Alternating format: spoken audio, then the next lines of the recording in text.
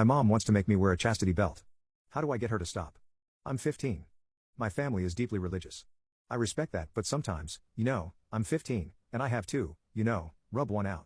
I try not to, but I can't concentrate on anything else if I don't. And like if I see a pretty girl, it'll get worse. It basically feels like sleeping to me. If I don't do it, I can't function. I don't know if I'm normal or not. I'm definitely ashamed of it. But I'm not lying, I promise. My mom doesn't believe me. She said I'm going to hell if I continue doing it. She even said I was a child lover because when I watched intimate videos, they were women without private hair. My dad is out of the picture, so I can't talk to him and ask him if this is a guy thing. Anyway, my mom has tried a lot of things to get me to stop. She took my door off, for example. She grounded me and stuff. I try to hide it so she gives up, but now she's decided to get some kind of device and put it on me so that I can't touch myself. It's some sort of thing that will be stuck on me and I'd have to ask for permission to go to the bathroom or even just adjust my junk. If I do touch it, I run the risk of cutting my willy off. She seems serious and it wouldn't be out of character for her. She also does other weird things, like on Fridays we can't eat at all because of Jesus. I try to respect that, but oftentimes I go out on a bike ride and get food somewhere. I get hungry. She's even burned us if we committed any sins. I have a brand on my shoulder of a Bible verse. What I want to know is, can I refuse to wear her device? I pretty much know I will lose my phone, she'll probably sell it so I can't get it back, and stuff if I refuse, but I personally think that going a while without my phone is kind of fine. I want my grades to stay okay so that I can get into college and have some control over myself, and I can't do that if I'm constantly hot and bothered by every girl I see cause, well. So yeah, this is kinda embarrassing. I hope I don't need to share my personal information with anyone here. I live in Ohio and go to a private school. We got help. I got my 13-year-old brother after school yesterday and we went to see my math teacher. I didn't tell him all the details, but I told him my mother wanted to put a device on me to keep me from having intimacy, and my brother and I showed him the healed burn things. At first he wanted to call our mom, but that actually made my brother cry in fear, so he didn't, because I told him I'd run away and call the police if he did. He called a bunch of people, and about an hour later the police and a bunch of other people showed up. Apparently they'd already been suspicious about our neighborhood. They talked to us away from each other and I had to tell several people what happened. There was one lady who I told everything real specific. She was very nice and didn't make me feel ashamed at all. We went back home with them and I showed the police where my mother kept drugs that I'm pretty sure were illegal. She wasn't there, but all my other 6 siblings who were homeschooled were. Then they went down the street to where my mom and our preacher were, and I don't know what happened, but they arrested her, I think, for drugs and other stuff, and someone else whose house they were at because they were doing drugs, I think. That's what they usually do, but not the preacher.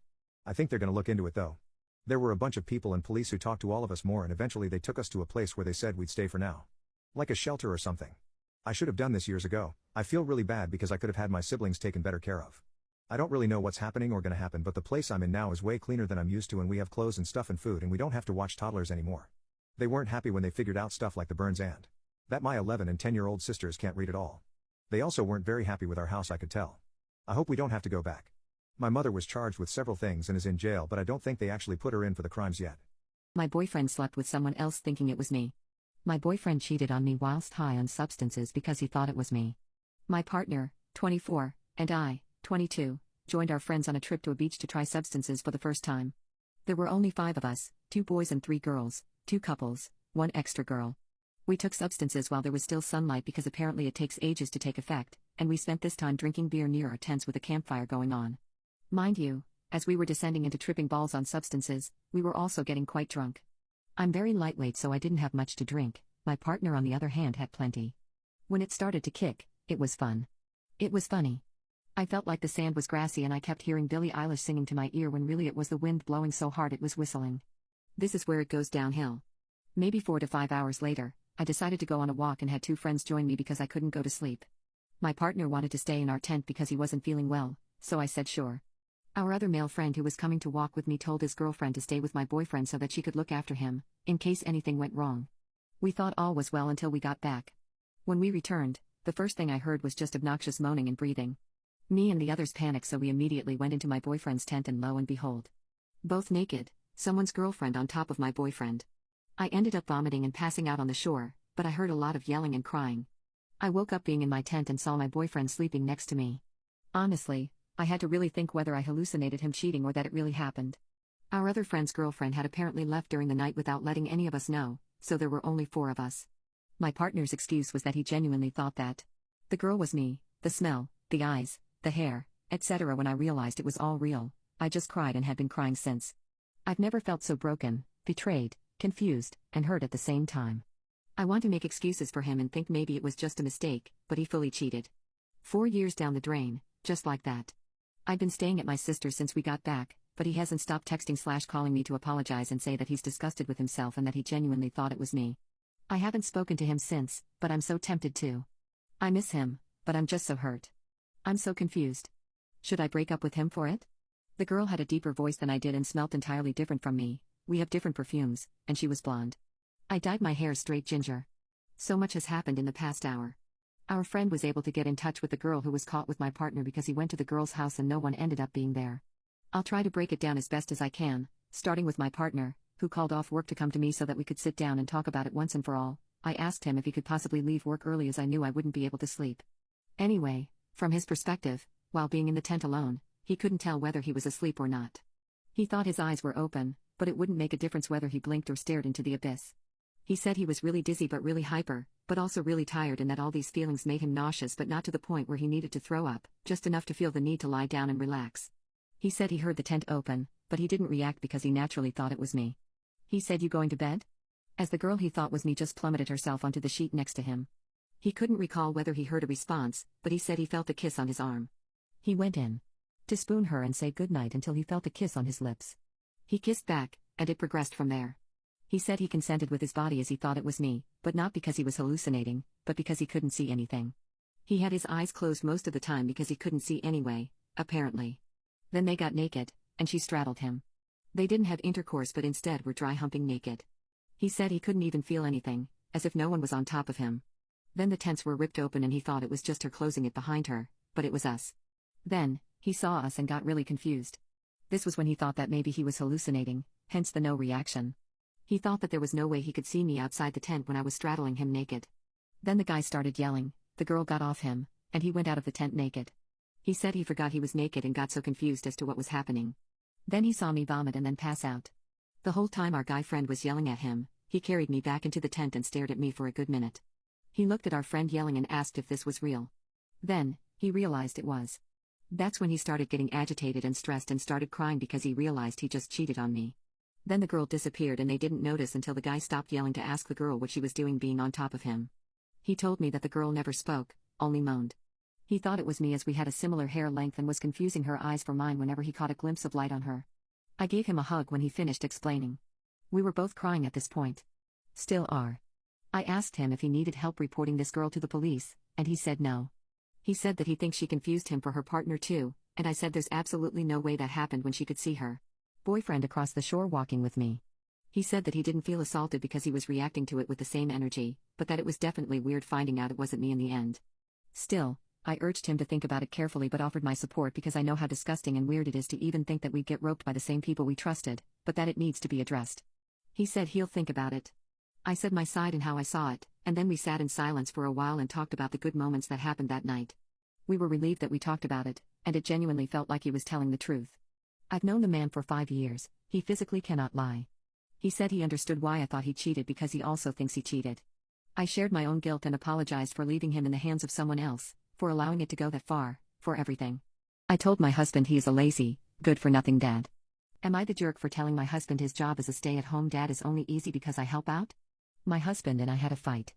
So, the thing is my husband is a stay-at-home dad. 3 years ago he wanted to quit his job and take care of the house and children, 6 and 2. I work a decent job and earn most of the money. My husband takes pride in being a stay-at-home dad. He always brags about how it is the easiest job in this world and women are just complaining for no reason. He sounds like a misogynist jerk. But the truth is I help him with the chores as much as I can. In the morning I wake up and fix the breakfast for them, my husband gets our daughter ready for school. I also do meal preps for lunch. All he has to do is assemble them and cook it. I pack my and my daughter's lunch. When I am at work, he does the cleaning and spends time with our son or does his thing. Later when I come home, I cook the dinner and give my son a bath, help my daughter with her school work or I play with them for some time until bedtime. Besides that, whenever we do laundry I fold the clothes that he washes and put them away. And during deep cleaning of our house we split the tasks 50-50. I also handle all the doctor's appointment. This system works really well but I hate that he thinks my contribution is not enough. That he does all the chores and I do not even lift a finger. Moreover, he has a blog and TikTok where he films his days. He also makes posts about how easy it is to be a stay-at-home dad and women just complain and full of it. It is the easiest job in this world. I am glad he likes it but I hate he thinks he is superior to everyone and invalidating their experience. I grew up in a house where my dad didn't even lift a finger and my mom did literally everything around the house. He was the fun dad doing bare minimum. So, I do not want that to happen to my husband. Also it is my house too. I believe if both people do chores, the stress becomes less. Also, I know many of my friends who struggle with doing chores as a som. I also know women who work and still do majority of the chores. And his comments makes me irritated. So, yesterday my friend Ashley came to visit. She is a mother of 2. Her son probably has ADHD and very much active. She has trouble handling her son and gets no help from her husband. Her son breaks a cup in our house. Ashley was saying sorry. My husband cleaned it up and she was complaining how exhausted she is. My husband scoffed and told her, you must be doing the parent thing wrong because I am a stay-at-home parent too, but I never had problem. My wife barely does anything around the house and it is so easy. Maybe I should give you a lesson or two. I can see Ashley was upset. I understand why. Later that day I told him what he said to Ashley was very rude.